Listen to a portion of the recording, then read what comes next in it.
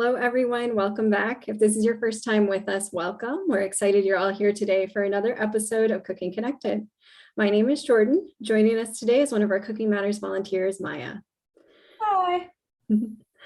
So as we all know, Cooking Matters is a collaboration between Share Our Strengths Cooking Matters program and the University of Minnesota Extension. Cooking Matters classes are in-person or online classes that are nutrition-based cooking classes that meet once a week for 2 hours for a total of 6 weeks. Classes feature a nutrition educator and a chef that work together to teach our participants how to make healthy, delicious, affordable meals. So as always, in Cooking Connected, we're going to be following that same format. Maya will be our chef and I will be our nutrition educator, and we will be making some fruity French toast today. We'd like to thank the creators of this recipe, foodhero.org, for this beautiful recipe today.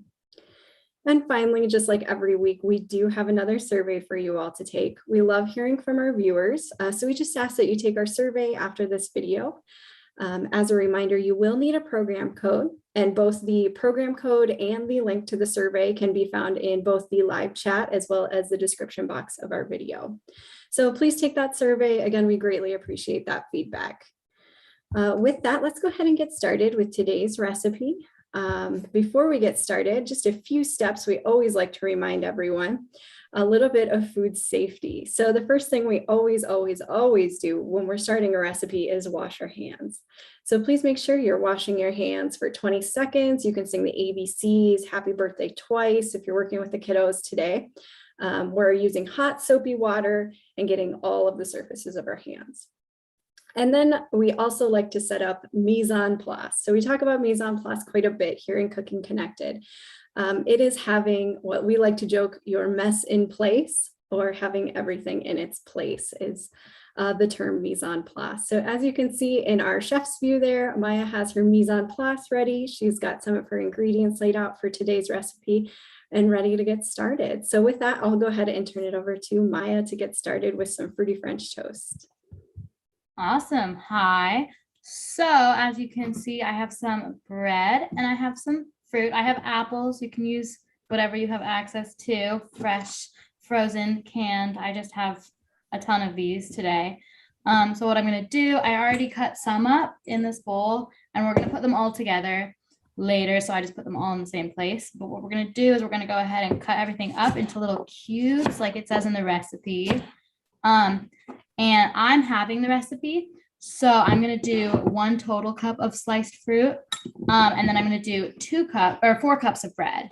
And once I've finished chopping everything safely, I'm going to put some oil in my pan that I have behind me, so we can make sure that not everything gets all stuck, or at least we can kind of minimize that.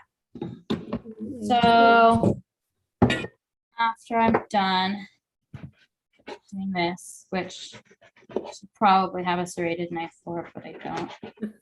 So, Maya, for this recipe, what fruits can you use? I noticed you're using apples today, but are there other fruits you can use in this recipe? Yeah, they mentioned in the recipe, they mentioned berries, but also you could definitely use like a stone fruit like peaches, or if I had pears, I'd use pears. That would be really good. Don't have those, but if I did, I would. Pretty much anything, especially because it's fall, so we have apples and pears. I was thinking about persimmons was a thought that I had at one point. There's probably not much you wouldn't use. I maybe wouldn't use citrus because I don't know how that bakes very well, but anything that you think would taste good cooked can probably be used in this recipe pretty much. Absolutely. And how about the bread for today? What kind of bread are you using? I'm using, now it's like 2-day-old sourdough, because I also like to use like stale bread for my French toast. I think a lot of people do, but you can pretty much use anything that isn't like super old and stale. Whole wheat bread would be a good choice probably, or if you like are gluten-free, you can use gluten-free bread, or like this is vegan, you could use a vegan option. As far, I would say pretty much anything. I maybe like any bread that's like relatively fresh would probably get the job done. Absolutely. I love the idea of doing the whole grain bread. Especially, I mean, there's some options that you do. If you're not used to whole grain bread, you can actually use like a white bread and then mix a little whole grain in there. So you're still getting those whole grains and all of those B vitamins and those fats that we like in whole grains. So that's a good option if you're not super used to the taste of whole grains yet, just adding a little bit of like white bread and then mixing in some of that whole grain. Yeah. Okay, so now I have my little cooking pan. It says 8x8. I have no idea what the measurements of this is, but it'll get the job done. What I'm going to do is I'm going to lightly oil it. So I have some olive oil here. You could probably use butter or any oil if you wanted. And then I'm going to just brush it around with a little paper towel. And I'm going to get the sides because that's really where it's going to stick, if anything. And this could be hard to get out. Although if you have a non-stick pan, I'm not sure if you want to necessarily do that. Then I'm going to go ahead and put my apples and my bread into my pan thing. And then we're going to go ahead and make, when you make French toast, you dip it into the batter. Instead, we're going to put the batter onto the bread. So I'm going to go ahead and make that batter. I'm going to put this behind me because I don't need it right now. And then I have my medium bowl. So the recipe says that in a medium bowl, you're going to blend your eggs, milk, vanilla, and sugar. Since I'm having the recipe, I'm going to have half a cup of low-fat milk. Could also do almond milk or any plant-based situation that you're interested in. And then I'm going to crack 2 eggs into my bowl because I'm having the recipe. Also, I did drop a shell in there. So what I do to get shells out, I don't know where I learned this, but I use the shell to get the shell out because then it doesn't like repel away from me. Yes, every time you use your fingers, it seems like you're chasing it around the bowl. This way, I don't know where I learned that, and I don't know why like most people don't know that, but it works like magic. Yeah. Like you play literal chase with the thing. You can also dip your finger in water. Is something I've heard about. I've never tried it, but I've been told you can. So I just cracked 2 whole eggs into the bowl, and then it's important that I got my hands a little eggy. So I'm just gonna wash them really fast because salmonella, raw animal products is not something you want to mess with. Absolutely. Food safety is very important. So anytime you have, you're working with eggs like that and you get your hands eggy or you're working with some type of meat, always make sure that you're washing your hands after you've done that. You don't want to go around your kitchen and start grabbing any like the handle on your fridge or the handle on your cabinets, because then all of those germs are going to be transferred onto your cabinets. And again, it's not something that we want. So. All right, so I kind of wash my hands really fast, and then I'm going to measure out my sugar. Since I'm having the recipe, I'm going to estimate 1/8 of a cup. I don't have an 1/8 of a cup measure, but I have something that has a 1/4 cup. So I'm going to go for around half of that. Hopefully that looks good. And also all of this can kind of be to taste. If you don't want it to be super sweet, you could probably do less sugar, also like maple syrup or honey if you want. Anything that serves the same purpose. Yes. I imagine the proportions of honey might be a little different, so make sure that you're looking that up. I'm not sure how much more sweet honey is compared to sugar. So it's liquid, but I guess that doesn't really matter here. I don't know. I've had some baking mishaps when I use honey instead of sugar. I made some very bad cookies once because of that. And then they say 2 teaspoons of vanilla. I personally don't usually measure vanilla because I like it. So I'm just going to put some in kind of to taste. But if you want to measure it, I also don't think I have a teaspoon measure. But if I did, I would. Then, so I have my eggs, milk, vanilla, and my sugar in this bowl. And it wants me to blend them. So I grab my little whisk and I'm just gonna make sure that everything's pretty well incorporated. You don't really want pieces of egg in your French toast. Probably that doesn't sound good to me. Absolutely. Do you think, I think a great addition would be, can you add some cinnamon on top, maybe some nutmeg? I feel like that'd be great in this recipe. I'm maybe gonna go see. I should have cinnamon. That would be so good because French toast, basically any warm spice, kind of. I have cardamom. I don't know. Absolutely. Very fall recipe today. So Maya's using some beautiful local apples. So some apples with some cinnamon and this French toast, I think it would be phenomenal. Yeah, I'm adding some cinnamon and I found cardamom, which I don't really like cardamom, so I'm going to put a little bit of this in here too.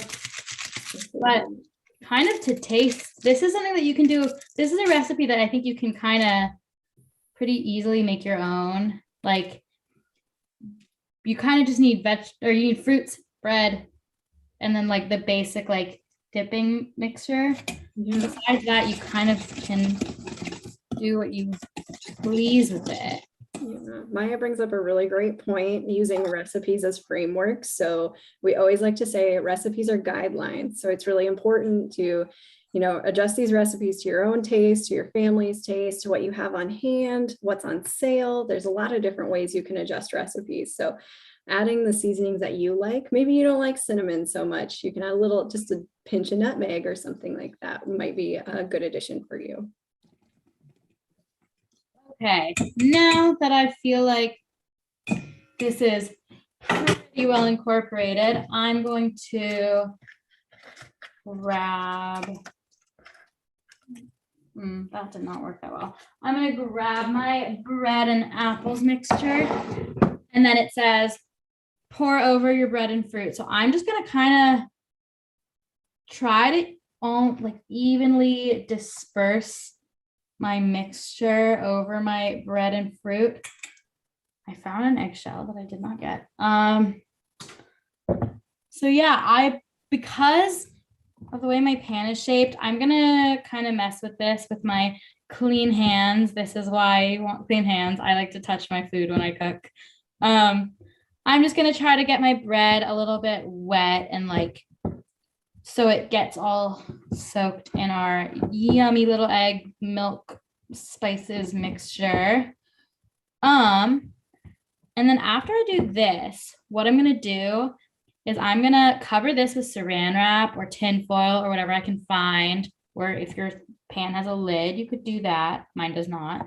And I'm gonna go ahead and put this in the fridge for either half an hour, or you can kind of just do as long as you want, up to overnight. If you want to make this the night before and then have it for breakfast the next day, you could do that. I'm probably going to finish baking this later today because it's really good. And I'm going to share it with some friends. But after you feel like everything's all well dispersed and milky, you can go ahead and cover it with something, with whatever you have on hand, and then put it in your fridge for a while. Absolutely. So this is a really great recipe. Maybe you have company coming over in the weekend. You can make it a Friday night and have it ready for Saturday morning. If you've got a lot of company coming, or even just for yourself and your family, it's always nice to make meals ahead of time. And today, for some nutrition education, we're going to talk a little bit about meal prepping and meal planning. One of my favorite topics. We've talked about meal planning quite a bit on Cooking Connected, and I always like to bring it up because I think it is such a good tool to use when you are eating healthy. So this is a really great recipe to prep ahead of time and have that ready, and super tasty too. And you can make it a little bit healthier by adding in, those whole grains. We have some fruit in there. We've got our dairy, some protein from the eggs. So really all we're missing is, let's see, we've got, like I said, we've got our whole grains, fruit, dairy, protein. We're just missing our vegetables here. So if you wanted to make a complete My Plate, you can have a side of vegetables in your morning, or you can have that as a snack later on. Because we always want to eat from all 5 food groups during every meal. So Then I grabbed some saran wrap. Sometimes we have like beeswax wrap in my house, which is really cool. It's sustainable and I don't have to throw it away, but I can't find any right now. And I think it's probably just being used. But saran wrap totally gets the job well done. I'm going to make sure that it has a pretty good seal on it. And then I'm going to take my apple bread mixture and I'm going to pop it in my fridge for a little bit. And I'm going to preheat my oven because that is something I forget to do. So you're going to put your oven at 350. And since that has to be in there for half an hour, I probably could have done that a little bit later, but I didn't. So I will just let it be preheated and warm up my house a little bit. Yeah. That does not hurt. I'm going to wash my bowl really fast because we're going to make a crumble and I'm going to use the same dish. So.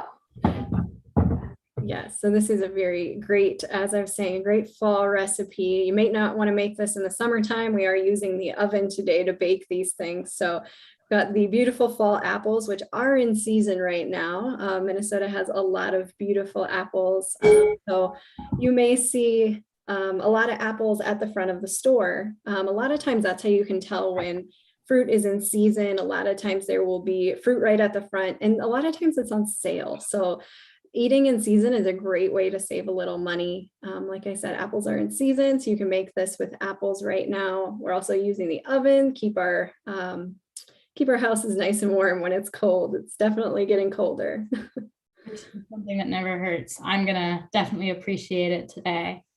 So after I let this refrigerate, and then after I let it refrigerate, but before I bake it, I'm gonna add a crumble to the top. So we have to go ahead and make that.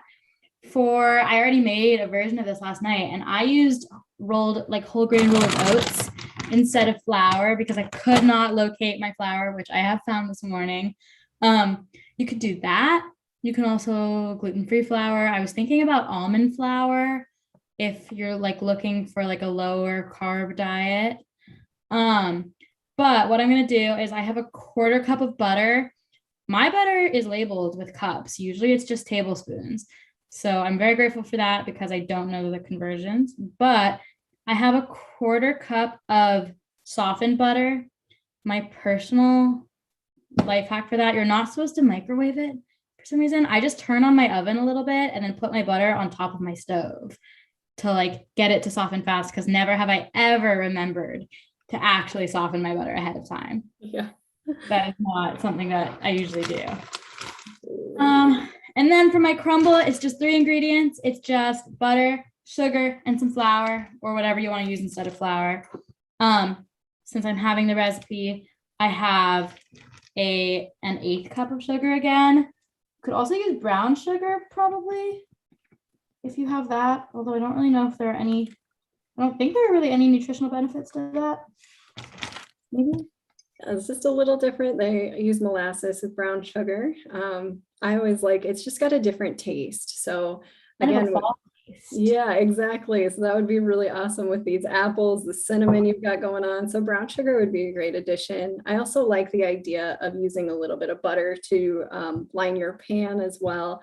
Oil's a great option too. A little bit of butter never hurt anybody. Moderation is key. So we don't want to eat too much butter. But in this recipe with those apples, baked apples and warm brown sugar and butter, just sounds phenomenal.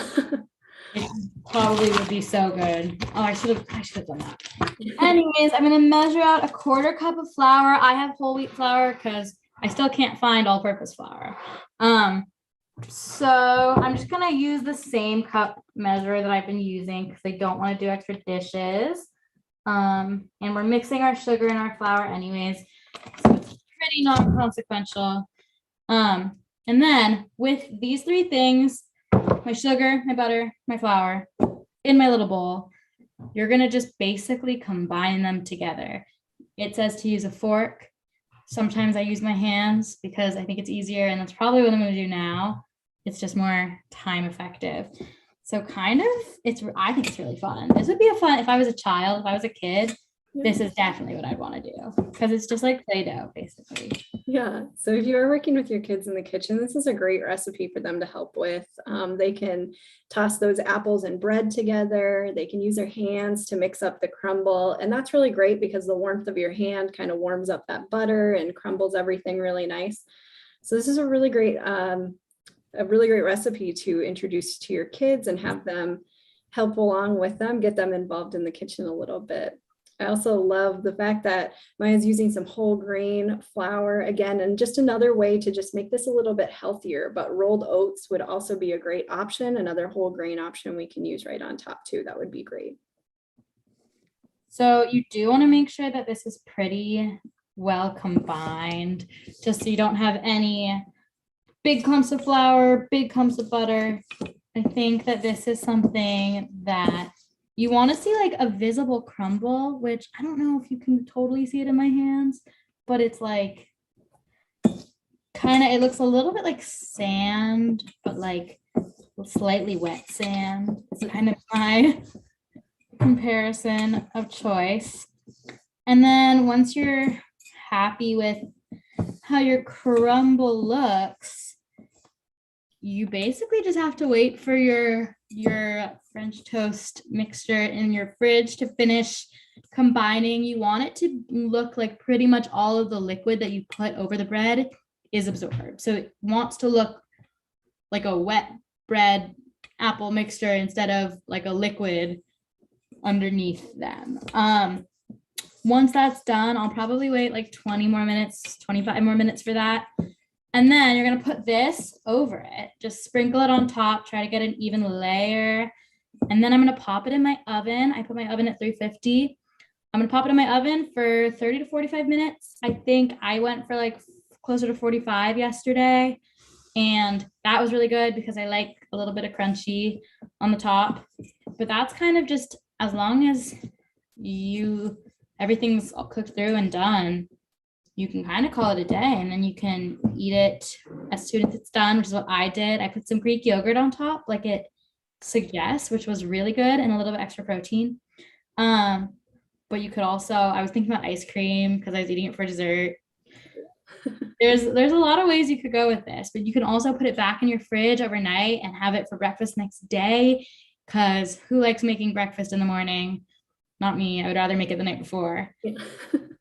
But I like pretty much after you make my oven's preheated, after you make your crumble, you're pretty much done with anything besides just waiting. Sure, absolutely.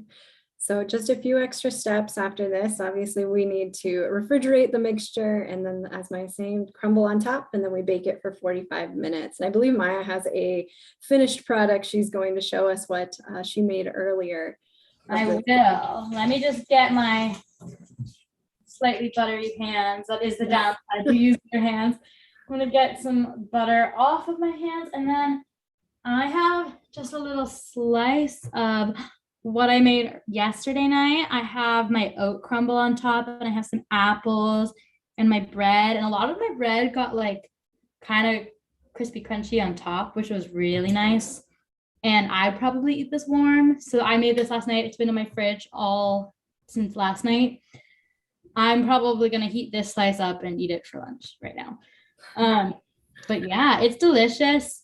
It almost feels like a crumble to me, like an apple crumble situation. And honestly, delicious breakfast, but also could definitely be dessert. Yeah, absolutely. That is such a beautiful recipe. I'm really excited to try it out myself. So thank you so much, Maya, for showing us that beautiful demonstration today. Thank you. So we're just going to go ahead and just talk a little bit about some nutrition education before we wrap up. Maya had a great idea, which I want to mention. Of course, you can make this into individual servings, into a ramekin. We forgot what ramekin was called for a little while, but you can portion these out into individual ramekins and use this as a dessert, which would be great. You can, that would be a great way to share this with people and have individual fun little desserts. So as I mentioned earlier, we're going to talk a little bit about meal planning. Again, one of my favorite topics. We've talked about meal planning quite a bit in the past, but let's just shortly review what meal planning is. So meal planning is exactly what it sounds like. It's planning your meals ahead of time. It's a really great tool to not only help you eat healthier, but also to save some money. So a really great way to get started with meal planning is what I like to do. And it's really important when you start meal planning to find something that works best for you and your family. But my way of meal planning might be a little bit different. But how I like to start is I like to look in my fridge, my freezer, my pantry, and figure out what I have. I like to figure out what I need to use up. Maybe I have some ground turkey in my freezer from a couple of weeks ago that I forgot that I have. I need to use that up. Or I've got a half a can of something sitting in my fridge, something like that, some things that I need to use up, and I will make sure to incorporate that in my meal plan. I then like to write down my ideas, any ideas I have. So it's getting cold this week. I feel like some chili. I'm going to make some turkey chili. So that's a great way to use up maybe a can of beans in my pantry and that ground turkey that I was talking about earlier. So there's a lot of different ways you can meal plan, but one kind of derivation I like to talk about is meal prepping. So meal prepping involves prepping your meal ahead of time. And a lot of times this is really great for really busy weeks. Some things that I like to do, I like to make like a marinated chicken on a Sunday. And I'll make that for the entire week and eat that for lunch. So it'll be a marinated chicken with some brown rice and some vegetables. And that's a great way to have my lunches ready for the week. You can also make a huge meal on Sunday, portion that out and have that ready for the week. Meal prepping can look different. It can look like actually making the meal, portioning it out like that. Sometimes you can make multiple meals and portion them out and have them ready as well. You can do breakfast, lunch, and dinner. So today we have a really great option to prep ahead of time and have that ready for breakfast. It can also be a nice dessert if you're interested as well. But you can prep a lot of different things ahead of time. And there's a lot of benefits to that, especially if like you're a busy parent or you're just busy in general. It's a great way to help you eat healthier. Sometimes it can be difficult to, if you have a really busy night, to go ahead and make a huge meal for the entire family. So having those meals prepped and ready to go is a really great way to eat those healthy meals and also save a little money, because I know a lot of times when I'm in those moods, I want to go out to eat and that's expensive and not really good for us. So meal planning is a really great tool to eat healthy and to also save a little money. So something you should consider if you're interested. There's lots of different videos out there. Make sure that you look at maybe all the different videos on meal planning on YouTube and figure out what would work best for you and your family.